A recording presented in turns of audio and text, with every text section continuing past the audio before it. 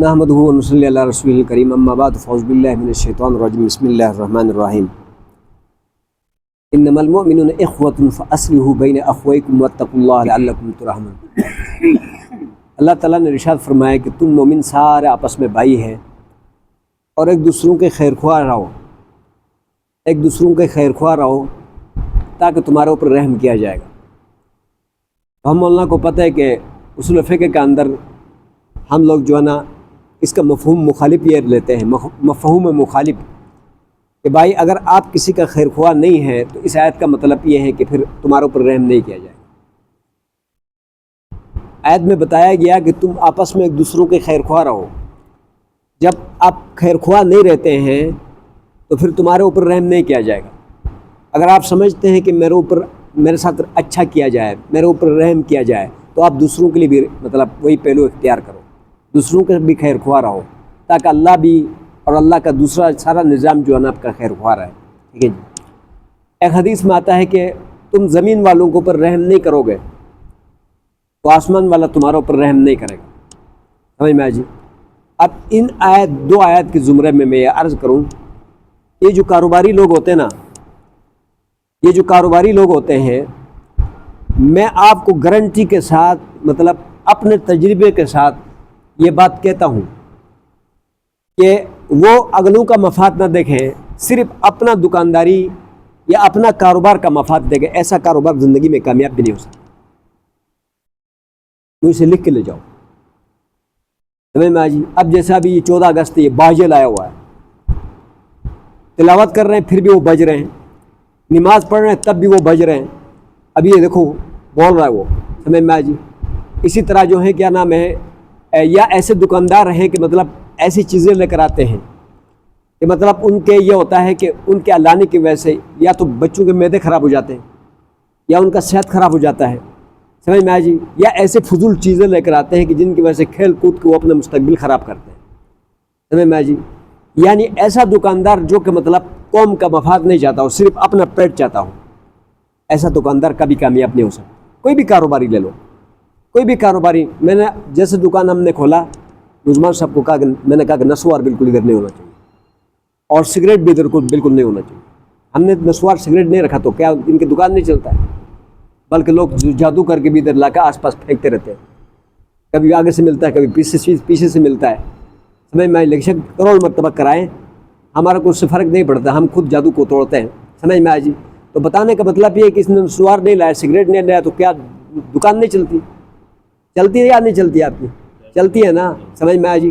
تو عرض کرنے کا مطلب یہ ہے کہ اسی طرح دیگر مضر چیزیں جو ہیں، جو قوم کو نقصان دیتے ہیں، بچوں کو نقصان دیتے ہیں، چیزوں کو نقصان دیتے ہیں، تو ایسی چیزوں کو جو لوگ کاروبار کرتے ہیں اس میں فائدہ نہیں ہوتا۔ بعض ایسی چیزیں ہوتی ہیں کہ ایک تو ہوتا ہے نا جائز اور ناجائز، وہ ایک الگ بات ہے۔ ایک کاروبار سگریٹ بیچنا جائز ہے شریعت میں، نسوار بیچنا بھی جائز ہے شریعت میں، کوئی ممانعت نہیں ہے۔ سمجھ میں آئے جی۔ لیکن یہ ہے کہ ایک ہوتا ہے فائدہ اور عدم فائدہ، اسی کو یہی کہیں گے نا مولانا کہ ایک کام کرنا اچھا ہے یا برا ہے، ایک ہوتا ہے جائز اور ناجائز، اس کی بات نہیں کر رہا۔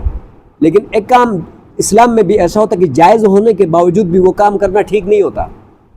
ابھی مثال کے طور پر میں اپنے گاؤں کے مختصر سے 2 بندوں کی مثال دیتا ہوں۔ ہمارے گاؤں میں جو سب سے پہلا جانوروں کا ٹھیکیدار تھا، ہمارے گاؤں میں سب سے پہلا جو جانوروں کا ٹھیکیدار تھا، ایسا کرتا تھا، گاؤں کے شروع سے لے کر 1 لاکھ کی آبادی ہے، وہاں سے سرکل شروع ہوتا تھا، گاؤں کے آخر تک ایک تقریباً 100 150 200 300 بکریاں اکٹھا کرتا تھا، پھر وہاں لے جا کسائی کے پاس لے جا 2 دن میں ذبح کر کے ان کو دے دیتا تھا۔ سمجھ میں آیا جی۔ اور پھر گائے اکٹھا کرتا تھا، وہ لے جا کے ادھر ذبح کر کے دیتا تھا۔ سمجھ میں آئی۔ تو یہ اب ظاہر بات وہ جانور خریدتا تھا، ان کا مالک بن جاتا تھا، پھر ان کو ذبح کرتا تھا، کسائی کو دیتا تھا۔ اب اس کا شریعت میں ناجائز نہیں ہے، جائز ہے، لیکن اس میں فائدہ نہیں ہے، یہ کوئی اچھا کام نہیں ہے، اس سے آپ کو کوئی آگے مستقبل میں ترقی نہیں ہوتا، کیونکہ آپ بے ضرورت بہت سارے جانوروں کا جان ضائع کر رہے ہیں۔ تو آخرکار ہوا کیا، اسی کے بھائی نے رات کو اسی کی بیوی کے لیے اس کو ذبح کیا اور سر لے جا کے اس نے دریا میں پھینکا اور باقی باڈی اٹھا کے کسی صحرا میں پھینک دیا۔ تو تو وہ بھی جانوروں کا گردن الگ کرتا تھا نا ذبح کر کے، تو وہ مالک تھا، خود مالک ہو گئے جانوروں کا ذبح. تو وہی بھائی جو اس کا وارث تھا، مالک تھا، اس نے بالکل اسی طرح چھرے کے ساتھ ذبح کیا اور لے جا کے پھینک دیا. اس کے بعد ہمارے گاؤں میں یہ لکڑیوں کے درخت کاٹنے کا ٹھیکہ کوئی نہیں لیتا تھا. یہ درخت نہیں کاٹتے تھے، ہمارے گاؤں میں کاٹتے نہیں تھے جیسے آپ لوگ یہاں نہیں کاٹتے. میں بعض اوقات سوچتا بھی ہوں کہ یہ کچھ بہت سارے بیکار درخت ہیں، یہ لوگ کاٹ کے مطلب جلائیں پھر تازہ آ جائے، بعض اوقات سوچتا بھی ہوں. لیکن آپ لوگوں میں یہ اچھی بات ہے کہ آپ درخت پہ ہاتھ نہیں لگاتے. لیکن وہ بیچارہ کیا کرتا تھا، اس نے سب سے پہلے یہی کام شروع کیا. ہمارے وہاں خوبانیوں کے باغات، توت کے باغات، ہر قسم کے باغات، آپ کو تو پتہ ہے ہمارے گلگت بلتستان کے مطلب پھلوں کے بارے میں کتنا مشہور ہے. لیکن اس بیچارے نے ایسا کیا، خدا نے اس کے دل میں ڈالا کہ بس یہ لکڑیاں کاٹو، وہ لے جا کے سکردو میں اور گلگت میں لے جا کے بیچ دو. اس نے درختوں کا قتل عام شروع کر دیا. اب غریب لوگ تھے، آپ لوگوں کے پاس کھانے کے لیے نہیں ہو، آپ نے اپنے درخت بیچ دیے. اس نے اپنے درخت بھی، اس نے کاٹا، ٹرک بھرا، گلگت لے گیا، سکردو رہ گیا. سمجھ میں جی؟ تو درخت کہاں سے بندہ کاٹتا ہے؟ مون سے کاٹتا ہے نا.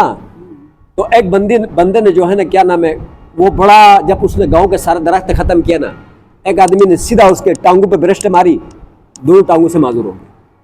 میں نے کہا آپ جا کے درخت کاٹو. تو انسان کے مون بھی ادھر ٹانگے ہے نا، ایک آدمی نے ادھر برشٹ ماری. ابھی کچھ دن پہلے جو ہے کیا نام ہے اس کا ایک اور بیٹے کو کسی نے قتل کر دیا. سمجھ میں آیا؟ تو میں یہ عرض کر رہا ہوں کہ کاروبار بندہ مطلب اس سوچ، اور اس ایک آدمی کے پاس میں گیا، میرا کزن ہے، وہ ادھر چلاس شہر میں اس کا مطلب ہوٹل ہے جہاں انگریز ٹھہرتے ہیں، پاکستانی نہیں ٹھہر سکتے، مہنگا ترین ہوٹل ہے. تو اس کے پاس گیا تو میں نے کہا یار تو کبھی یہ مطلب پورے گلگت بلتستان کے جو پیٹرول پمپ ہے، ڈیزل پمپ ہے، ان کا ٹھیکے لیتا ہے، کبھی تو اتنے مطلب جو ہے نا یہ کرتا ہے وہ کرتا ہے. میں نے کہا اتنے بڑے تم دماغ خوری کیوں کرتا ہے؟ مطلب تو کمائی بھی نہ کرے، کچھ بھی نہ کریں، 100 کا بیٹ اٹھ جائے، تمہاری نسل 100 کا اٹھ جائے تو تم نے اتنا پیسہ کمایا ہے.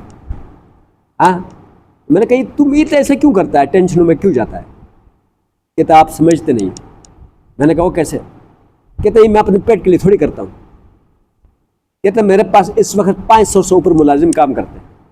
اتنے، کوئی ٹینکروں کے ڈرائیور ہے، کوئی پمپ پر ہے، کوئی ہوٹل پر ہے، کوئی کہاں ہے، 500 سے اوپر ملازم کام کرتے. تو میں ان کے بچوں کے پیٹ کے لیے کاروبار کرتا ہوں.